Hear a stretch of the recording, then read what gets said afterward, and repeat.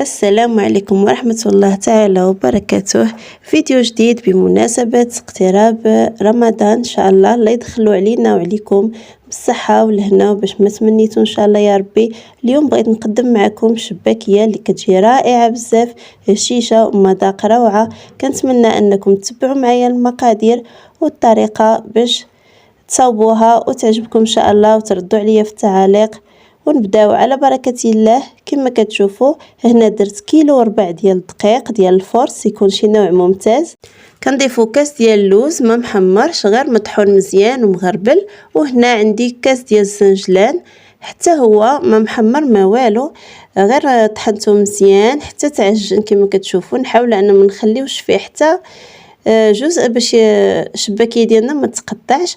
وهنا زدت واحد قريصه ديال الملحه. بالنسبه اللي ما بغاش يدير اللوز ممكن يدير 2 كيسان ديال الزنجلان، يعني يعوض الكاس ديال اللوز بالزنجلان. وهنا عندي ساشيه ديال 8 غرام كما كتشوفوا ديال الخمارات، كنديروها كامله. حتى الا كان عندكم ديال 7 غرام ماشي مشكل. كنضيفوا 2 معالق كبار عامرين ديال النافع، حتى هو راه غير مصهد شويه، وكنطحنوه مزيان وكنغربلوه. كنحتاجو منه 2 معالق كبار يكونوا عامرين. وكنضيفوا معلقه كبيره ونص ديال حبه حلاوه حتى هي تكون مصهده شويه ومطحونه مزيان ومغربله. وعندي هنا واحد المسكه الحره 5 ديال الحبات مطحونين مع سنيده، وكناخذوا منهم راس ديال المعلقه اولا 4 معالق صغيره ديال مسكه الحره مطحونه مع سنيده. وهنا عندي كوزه، كنديروا 4 كوزه محكوكه حتى هي مزيان حتى هي كنغربلوها باش ما يبقاش عندنا ديك الحبيبات يخسروا لنا العجينه ديال الشباكيه. كنضيفوا معلقه كبيره ديال القرفه حتى هي مطحونه ومغربله، معلقه تكون عامره مزيان باش حتى هي كتعطي واحد المذاق زوين. ودابا كنخلطوا مزيان هذوك النواشف ديالنا كاملين حتى ينسجموا لنا مزيان مع بعضياتهم. دابا غادي نضيفوا واحد كاس لارب ديال الزبده اللي ذوبتها مزيان وحيدت لها داك الحليب اللي فيها، كنحيدوه وكناخذوه على هذا الشكل. تكون نوازيت تكون محمره شي شويه. صافي كاس لارب كافي. كما شفتوا هذاك الحليب راني ما ضفتوش مع الشباكيه باش كتجينا شباكيه زوينه وما كتخسر ليناش. وهنا عندي كاس لارب ديال الزيت، هذا البنات راه بحال القياس ديال الكاس العنبه. كاس لارب ديال الزيت، هنا درت نص كاس ديال زيت المائده وربع كاس ديال زيت العود. اللي ما بغاش يدير زيت العود يدير غير زيت المائده بوحدها، كيدير كاس لارب. هنا البنات غادي نحاول نخلط هاد الدهون مع هاد الخليط الاول، نخلطو مزيان حتى يترمل ليا. كما كتشوفوا كنمشي معاه بشويه حتى يتخلط كامل. كنتمنى البنات انكم تجربوا هاد الشباكيه، الصراحه جات رائعه بزاف وهشيشه وحتى المذاق ديالها زوين بزاف. جربوها البنات وردوا عليا في التعاليق، وما تنسونيش دائما من لي لايك، واللي باقا ما اشتركتش اشترك معايا وتشوف الفيديوهات اللي عندي. كنتمنى انهم يعجبوكم، ودائما لي لايك والاشتراك وتضغطوا على الجرس باش يوصلكم كل جديد ديالي. وكنتمنى انني نكون عند حسن ظنكم. صافي البنات هنا من بعد ما خلطتها مزيان كنحاول نرمل هذاك الزبده والزيت، نرملهم بداك الدقيق وهذاك الخليط اللي عندي. هنا غادي نكحزو لواحد الجانب، وغادي ناخذ واحد صفاي اولا غربال اللي عندكم، وغادي ندوزو فيه كامل هكا. كنضمن على ان الدقيق كامل تخلط ليا بداك الدهون وداك المقادير كاع اللي درت. والصراحه كتجي زوينه وكتجي كلها مرمله، وحتى الخليط كينسجم مزيان مع بعضياتو. كما كتشوفوا انا خديت هذا الصفاي، العيون ديالو شويه كبار ماشي رقيق بزاف. صافي وكنبقى ندوزو بحال هاد الطريقه. كما كتشوفوا راه كيخرج مغربل مزيان. كندوزو كامل حتى كنسالي الخليط كامل، وغادي نرجع معكم باش نضيفوا باقي المكونات. هنا البنات من بعد ما غربلتو كامل كما كتشوفوا راه ولا الخليط كله مرمل وكله منسجم مع بعضياته. صافي هنا كنضمنوا على ان العجين ديالنا غادي تجي زوينه وما غاديش يكون فيها شي حبيبات ولا شي حاجه، تكون منسجمه وغادي تساعدنا باش نديروا الشباكيه ديالنا بطريقه سهله.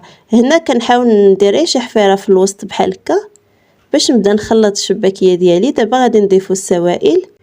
اول حاجه غادي نحتاجوا صفر بيضه، غير صفر بيضه بنات، ما تضيفوش البيض حيت بيض البيض كيدير ديك الكشكوشه في القلي. من الاحسن نديرو الصفر بوحدو. هنا غادي نديرو واحد كاس ديال الماء زهر اللي درت فيه شعيرات ديال الزعفران الحر. اللي ما عندها الزعفران الحر ممكن غير دير هادوك مكعبات ديال الزعفران الحر، دامه ديال الزعفران الحر حتى هي كتجي زوينه. وكنضيفوا واحد شويه ديال الزعفران باش كيعطينا اللون، زعفران كاغيط. كما شفتوا انا هنا غادي نكب كلشي حتى ديك الشعيرات غادي نضيفهم حتى هما كيجيو زوينين في الشباكيه، كيزيدوا يطلقوا المذاق. وهنا غادي نضيف تقريبا هنا راه 2 معالق ديال الخل، حيت كانت كب ليا ملي كنت كنكب ما زدتش معلقه اخرى. المهم القياس 2 معالق كبار ديال الخل. دابا غادي نبدا نخلط هاد المقادير وعاد غادي نضيف لهم الماء زهر. كما شفتوا هذه هي القرعه اللي استعملت، يعني ماشي مجهد بزاف ولكن في نفس الوقت زوين. راه درت منها كاس وبقى لي ديك شويه، عاد غادي نزيد نضيفو. هنا غادي ناخذ هذا الكاس راه بالقياس ديال الكاس العنبه، غادي نعمر فيه هذاك الشيء اللي بقى لي من القرعه ديال الماء زهر، وعاد غادي نكملو بالماء باش نعطيكم القياس مضبوط مزيان. غادي نبدا نخلط دابا هادشي اللي كبيت في الاول باش نسجمو لنا شويه داك البيض مع الماء زهر والزعفران والخل. كما شفتوا كنحاولوا نخلطوا شويه بشويه حتى كنخلطوا هذاك الدقيق كامل. المهم البنات هي القاعده الاساسيه هو ان الشباكيه ضروري تكون العجينه ديالها قاصحه. الا بغيتو تجيكم شباكيه شيشه، الا درتو العجينه رطبه بزاف راه ما غاديش تجيكم شباكيه شيشه، تجي قاصحه. هنا كما شفتوا هذاك نص كاس ديال الماء زهر غادي نزيد نعمر عليه الماء باش نعطيكم العبار هو هذاك. غنزيد فيه الماء عادي من الروبيني وغادي كما شفتوا انا عمرته، وغادي نبدا نضيف شويه بشويه حتى نشوف القياس اللي خاصني. ما نضيفوش كله دقه واحده، يعني ميزاني. انا غادا كنخلط وانا كنضيف حتى نشوف شحال غادي خاصني ديال الماء. بنفس الطريقه كنبداو نخلطوا شويه بشويه حتى كنخلطوا العجين كامل. هنا كما شفتوا راني ضفت هذاك الكاس اللي كنت عمرت فيه نص ديال الماء زهر ونص ديال الماء. دابا غادي نعمر كاس اخر. كما شفتوا غادي نبقى نضيف شويه بشويه حتى نخلط العجين كامل. ومن تخلط ليا غادي نقول لكم شحال بالضبط ديال الماء اللي دخل لي في هذا العجين. طبيعه الحال كيبقى على حسب النوع ديال الدقيق اللي استعملته. المهم انا غادي نحاول انني نكمل العجين كامل باش نوريكم القوام ديالها كيفاش خصو يكون. هنا البنات من بعد ما خلطت العجين مزيان ودلكتها مزيان كما كتشوفوا القوام ديالها كيفاش خصو يكون، عجينه قاصحه وفي نفس الوقت يعني ما كتفرتتناش. بالنسبه للماء اللي دخل ليا فيها هو المجموع هو 3 الكيسان، يعني كاس ونص ديال الماء زهر وكاس ونص ديال الماء عادي. اللي عندها الماء زهر مجهد ممكن دير غير كاس ديال الماء زهر، والكماله ديروا بالماء عادي باش ما يجيش الماء زهر مجهد. انا هذاك جاني مزيان كاس ونص مع كاس ونص ديال الماء، جا القوام هو هذاك. وانتم عينكم ميزانكم على حسب العجين، ما خصهاش تكون رطبه بزاف، خصها تكون قاصحه. هنا كنحاولوا نديروا كرات يكونوا تقريبا في نفس القياس كما كتشوفوا، غير كنلويوهم بحال هكا حيت باقي غادي نطلقوهم في المدلك.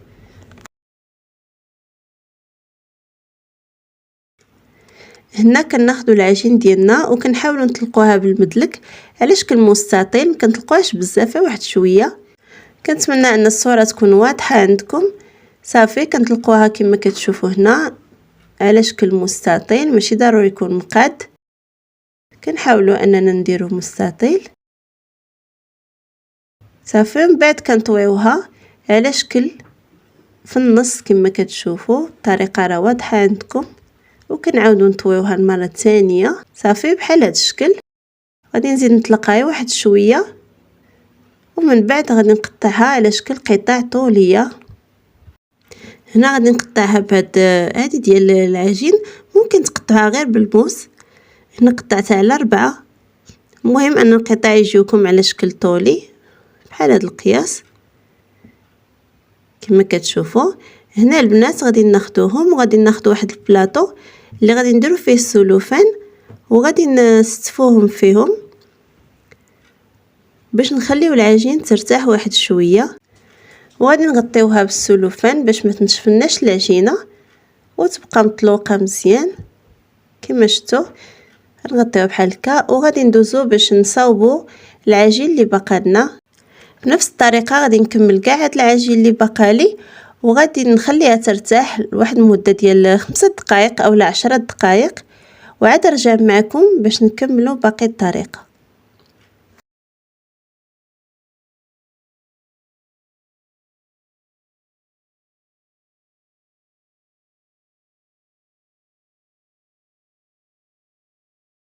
هنا من بعد ما ارتاحت لي العجينه كما قلت لكم، كنحاولوا اننا نطلقوها على شكل طولي باستعمال المدلك، لانني غادي ندوزها في هذيك الاله ديال الشباكيه. اللي ما عندهاش هذيك الاله ممكن ديرها غير بالمدلك. انا غادي نوريكم السمك ديالها باش تعرفوا القياس شحال خصها تكون. انا غادي نطلقها دابا غير شويه كما كتشوفوا. وهذه هي الاله البنات اللي كنطلق بها كما كتشوفوا، اللي عندها بحال هذا الشكل بحال هذا النوع. اول مره كنديروا رقم 1 حتى كتطلق لينا، وكنبقاو طالعين من رقم 2 حتى كنوصلوا يا اما رقم 3 يا اما رقم 4. نتوما عندكم ميزانكم على حسب السمك ديال الشباكيه اللي باغين.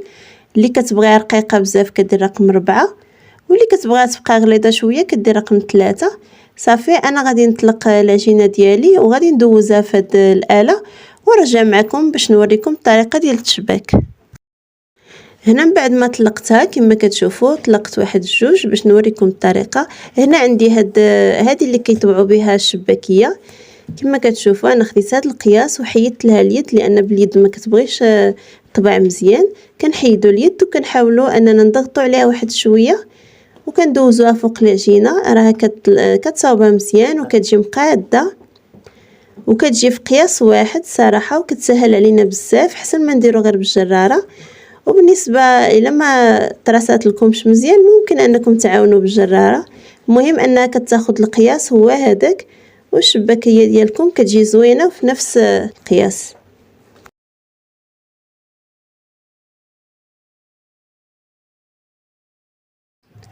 صافي هنا كنحيدوا الاطراف اللي شايطين عندنا وكنضيفوهم لعجينه اخرى حتى كنعاودوا نطلقوها معاهم، يعني ما كيضيعوش. صافي كنحيدوهم كنحاولوا نعجنوهم مع العجينه الاخرى، كنديرهم في الوسط ونطلقوها وكتولي عاديه. هنا البنات غادي نوريكم الطريقه ديال التشباك كما كتشوفوا. هنا راه كاين عندي 5 ديال الاشرطه، وكاين واحد الطريقه ديال 6 ديال الاشرطه، وكاين ديال 4. انا راه ديجا مسجله لكم في الفيديو ديال الشباكيه اللي عندي في القناه، راه شارحه لكم بزاف ديال الطرق ديال التشباك. اللي بغى يدخل ويشوفهم. هنا غادي ندير لكم الطريقه ديال 5 ديال الاشرطه. هي طريقه سهله الصراحه، وكتعطي واحد الشكل ديال الشباكيه اللي كيكون زوين. كما كتشوفوا هنا عندي 5 ديال الاشرطه. كنحاولوا اننا نطويو كل 2 على 2 كما كتشوفوا. كيبقى لنا واحد الواحد كنطويوه في الجنب، ومن بعد كناخذوا هاد 2 رويصات كنحاولوا اننا نلصقوهم مزيان بيدينا. صافي وكنقلبوا الشباكيه ديالنا كما كتشوفوا، وكنضغطوا عليها من الجناب. وهذا هو الشكل ديال الشباكيه ديالنا. كتجي صراحه كتجي رائعه في الشكل وسهله حتى في الطريقه ديال التشباك ديالها. غادي نعاود معكم وحده اخرى كما كتشوفوا. كنطويوها بواحد الطريقه اللي سهله، كنديروا 2 فوق 2، كنعاودوا نطويو الطرف الخامس وكنضغطوا بالاصبع ديالنا كما كتشوفوا. صافي وكنقلبوها وكيجي الشكل ديالها رائع وسهله بزاف. وكنضغطوا عليها من الجناب. الا كانوا عندنا زوائد في الجنب كنحيدوهم حتى كنحصلوا على هذا الشكل اللي كيكون زوين وساهل الصراحه. غير جربوها البنات، راه ساهله في العجين ديالها وحتى في التشباك، ما تعكزوش عليها. بنفس الطريقه كنعاود نفس المراحل جوج على جوج كما كتشوفوا كما هو موضح في الفيديو. وكناخذوا الاطراف كنضغطوا عليهم مزيان باش ما يتحلوناش ملي يكونوا كنقليو الشباكيه ويحافظوا لنا على الشكل ديالها كما كتشوفوا. كنقلبوها عاوتاني كنحطوها وكنضغطوا عليها في الجوانب بهذه الطريقه. ونستمر البنات بنفس الطريقه اللي وريتكم حتى نكمل الشباكيه ديالي كامله، وغادي نخليها حتى تنشف مزيان وغنتلاقى معكم باش نقليوها ونديروها في العسل. هنا البنات من بعد ما نشفات لي الشباكيه مزيان كنخليوها حتى كنشف على خاطرها كما كتشوفوا باش كتاخذ الشكل ديالها وما تخسرناش ملي نكونوا كنقليوها. كما كتشوفوا هنا راه عندي المقله درت فيها الزيت وخليته حتى سخن مزيان. البوطه كانت مجهده حتى سخن لي الزيت، وعاد حطيت وحده باش نجرب بها واش الزيت سخون مزيان. ملي كنشوفوا هاد الفقاعات بداو كيطلعوا صافي كنبداو نحطوا الشباكيه ديالنا ونقصوا على البوطه نديروها مهيله باش الشباكيه كطيب لنا مزيان، ما كتجيش معجنه من الداخل وكتجي طايبه من الداخل وكتحمر لنا مزيان. حتى اللون ديالها كيجي رائع كما كتشوفوا. انا كنوريكم الشباكيه راه ولات قاصحه، ضروري تخليوها البنات حتى كتنشف مزيان عاد تبداو تقليو فيها، لاننا حنا هنا ما مستعملينش الخميره يعني ما يوقع لها والو، واخا تخليوها كاع تبات ما غادي يطرى لها والو. غير تخليوها في واحد البلاصه اللي تكون مهويه صافي، ومن بعد تبداو تقليوها بهذه الطريقه. كنعمروا المقله ديالنا. هنا راني نقصت البوطه درتها مهيله بزاف، وهنا كناخذ واحد الفرشيط كما كتشوفوا تكون يعني باش نقلبوا بها ولا معلقه، المهم اللي عندكم. كنحاولوا اننا نحركوا مع واحد شويه، هما ملي كيبداو يشدوا راسهم راه كيطلعوا الفوق صافي. هنا غادي نبداو غير نحركوا مع واحد شويه بواحد الحركه دائريه كما كتشوفوا. ملي كيبداو يشدوا راسهم مزيان كنقلبوهم مباشره، ما نخليهمش حتى يتحمروا من التحت عاد نقلبوهم، لا كنبقاو حنا قاعدين حنا كنقلبوا فيهم باش تجي عندنا نفس اللون في الشباكيه ديالنا ويطيبوا بنفس القياس، يعني ماشي جهه طايبه وجهه باقا ما طايباش. كما شفتوا راني كنبدا نحرك فيهم غير شويه بشويه غير يشدوا راسهم وغادي نبدا نقلبهم. ودائما كنخليو العافيه تكون مهيله وكنبداو نقلبوا فيهم حتى كياخذوا اللون ديالهم ونحسوا بهم انهم طابوا مزيان وتحمروا. عاد كندوزو باش نحطوهم في العسل. هنا البنات من بعد ما تحمرت لنا الشباكيه ديالنا كما كتشوفوا ما كنخليوهاش حتى تحمر بزاف حيت باقا كتاخذ اللون مع العسل باش كيجي اللون ديالها هو هذاك مذهب وزوين ما تجيش كحله. صافي كنحطها في وسط العسل كما كتشوفوا، والعسل طبيعه الحال ما نسخنوها ما والو. وراه فايته صورت معكم العسل، راه دابا نحط لكم الرابط ديالو في صندوق الوصف. العسل كتجي زوينه وسهله الصراحه، الطريقه ديالها حتى هي سهله والمقادير بسيطه. غادي نحط لكم الرابط ودخلوا شوفوه، راه هو المعتمد عندي. كما كتشوفوا راه كنحطوا الشباكيه كتدخل وكنحاولوا نكبوا عليها العسل باش تشربوا مزيان، وكنخليوها حتى كتقرب طيب لنا ديك المره الثانيه، وعاد كنحيدوها من العسل ونديروها في شي كسكاس باش تصفى. وهكذا حتى كنكملوا الشباكيه ديالنا كامله. ومن بعد كنرشوها بالزنجلان اللي حمرناه من قبل حتى كنساليو الشباكيه ديالنا كامله، ونرجع باش نتلاقى معكم مع الشكل النهائي.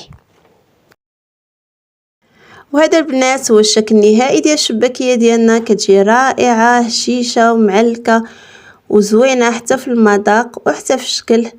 كما كتشوفوا انا غادي نوريكم واحد الوحيده.